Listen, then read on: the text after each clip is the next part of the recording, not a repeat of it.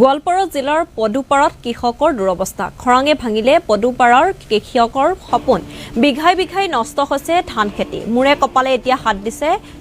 কৃষকে আৰু অধিকাংশ কৃষকে এতিয়া নিজৰ গাঁঠিৰ ধন ভাঙি কৰিছিল ধান খেতি আৰু ধান খেতিত এফালৰ পৰা পানী নোহোৱাৰ বাবে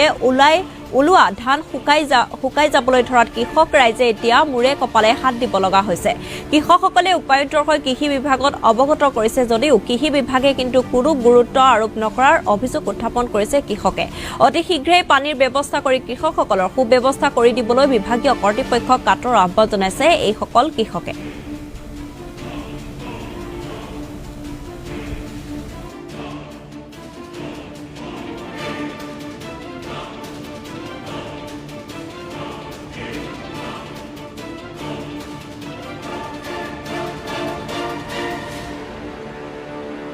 এটা গুৰুত্বপূৰ্ণ খবৰ গোৱালপাৰা জিলাৰ পদুপাৰাত কৃষকৰ দুৰৱস্থা আমি হেয়া টেলিভিছনৰ স্ক্ৰীনৰ জৰিয়তে দেখুৱাইছো কিদৰে খৰাঙে এতিয়া ভাঙিছে পদুপাৰাৰ কৃষকৰ সপোন বিঘাই বিঘাই নষ্ট হৈছে ধান খেতি আৰু মুৰে কপালে হাত দিছে কৃষকসকলে আৰু অধিকাংশ কৃষকে এতিয়া নিজৰ গাঁঠিৰ ধন ভাঙি কৰিছিল ধান খেতি আৰু ধান খেতিত এতিয়া এফালৰ পৰা পানী নোহোৱাৰ বাবে ওলোৱা ধান শুকাই গৈছে আৰু এতিয়া মুৰে কপালে হাত দিব লগা হৈছে এইসকল কৃষকসকলে উপায়ুক্তৰ হৈ কৃষি বিভাগত অৱগত কৰিছিল যদিও কৃষি বিভাগে কিন্তু কোনো ধৰণৰ গুৰুত্ব আৰোপ নকৰাৰ অভিযোগ উত্থাপন হৈছে আৰু অতি শীঘ্ৰে এতিয়া পানীৰ ব্যৱস্থা কৰি কৃষকসকলৰ সুব্যৱস্থা কৰি দিবলৈ বিভাগীয় কৰ্তৃপক্ষক কাটৰ আহ্বান জনাইছে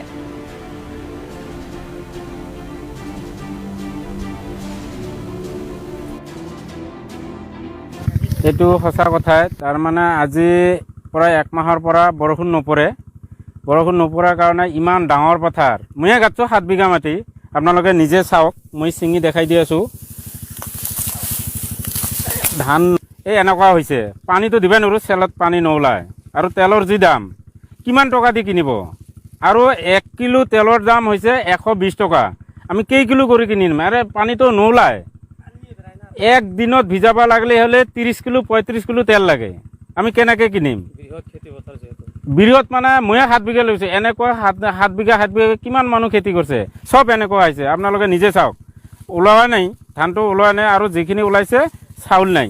আমি কেনেকৈ এইটো হেৰি কৰিম যি ক্ষতি হৈছে এইটোতো ক'বৰ ইচ্ছা নাই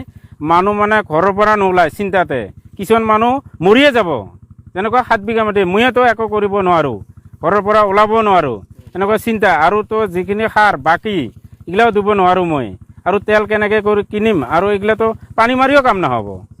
যিটো তেলত চেলতো পানীয়ে নোলায় আৰু সাৰ যে ইমান মাৰিছোঁ সাৰ মাৰি কি আছে চাওক এইটো এটা চাউল নাই এটা হেৰি নাই সব এনেকুৱা হৈছে গোটেইখিনি হৈছে এইটো এইকাৰণে আমি নিজে ছিঙি চাই দিছোঁ এইটো জনোৱা নাই আজি মই বিশেষ কৰি মই কৃষি বিভাগক মই অনুৰোধ কৰিছোঁ যাতে এই মানুহ মোৰো আৰু যিমান মানুহ খেতি কৰিছে মই অনুৰোধ কৰিছোঁ যাতে এইখিনি যিমান খৰচ হৈছে ইমানটো দিবই নোৱাৰে মই অনুৰোধ কৰিছোঁ আমাৰ এই গৰীব মানুহক যি পাৰে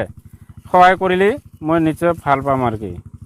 পানীৰ কাৰণে এনেকুৱা অৱস্থা পানীৰ কাৰণে এক মাহৰ পৰা বৰষুণ নপৰে তো চাওক আমাৰ এই আমবাৰী পাৰ্ট 3ৰ ৰেভিনিউ ভিলেজত এই বৃহৎ পথাৰটো তাৰমানে এই পথাৰত যিখিনি খেতি কৰা হৈছে বৰ্তমান আমাৰ অৱস্থা পানী ধান চৰা অৱস্থা হৈছে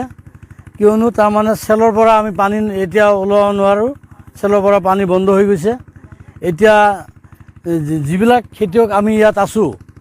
এই বৃহৎ পথাৰৰ খেতিয়কবিলাকৰ আমাৰ মাজত হাহাকাৰ লাগিছে কান্দা কাটি আৰম্ভ হৈ গৈছে আমি খেতিত পানী দিব নোৱাৰোঁ ধান এতিয়া চাওক মোৰ হাততে আছে চাওক পুৰি যায় ধানৰ গছ তাৰমানে একদম তলপিনে গৈ আছে এতিয়া আমাৰ এই খেতি মানুহৰ তাৰমানে যিমান পইচা খৰচ কৰি এই খেতি কৰা হৈছিল এই খেতিত উন্নতি নহয় এতিয়া আমাৰ যিটো তাৰমানে পৰিস্থিতি হৈছে পানী ধান নচৰা অৱস্থা আমি তাৰমানে খেতি কৰিও তাৰমানে কান্দিব লগা হৈছে আমি উন্নতি কৰিব পৰা নাই সেইকাৰণে আমি চৰকাৰক জনাওঁ যে আমাৰ কৃষক মন্ত্ৰী অতুল বৰা ডাঙৰীয়াক মই জনাওঁ যে অতি কাতৰেৰে মই জনাইছোঁ তেওঁ যাতে আমাৰ বৃহৎ ৰাইজৰ এই খেতি বৃহৎ পথাৰৰ খেতিখিনি যিহেতু আমি হাহাকাৰ অৱস্থাত পৰিছোঁ তেওঁ যাতে আমাৰ কৃষক ৰাইজৰ হৈ কিবা অলপ সুবিধা কৰি দিয়ে এই মোৰ ক'ব লাগে তাৰমানে কিমান খেতি এনেকুৱা নষ্ট হৈছে এনেকুৱা খেতি পৰাই মানে এতিয়া ক'বলৈ গ'লে ইয়াত তাৰমানে বিঘা প্ৰতি কৈ লাভ নাই ইয়াত কিমান বিঘা যে হৈছে সেইটো তাৰমানে হিচাপ কৰিব নোৱাৰিম তাৰমানে আনুমানিক যিটো পথাৰ আমাৰ বৃহৎ পথাৰ এইখন একদম পদুপৰা বজাৰৰ পৰা জামলাইলৈকে ইফালে আমাৰ বৰুৱা পথাৰ বুলি কয় এই গৰু চটকালৈকে এইখিনি বৃহৎ পথাৰ এখন ইয়াত কিমান হাজাৰ হাজাৰ বিঘা যে মাটি আছে সেইটো তাৰমানে মই আনুমানিক এটা অনুমান দিব নোৱাৰিম এইটো আচলতে কোনখন পথাৰত এনেকুৱা হৈছে এইটো আচলতে আমাৰ আমবাৰী পাৰ্ট 3 এইটো অনুষ্ঠানটো হৈছে আমাৰ আমবাৰী পাৰ্ট 3তে হৈছে এইটো সঁচা কথাই তাৰমানে আজি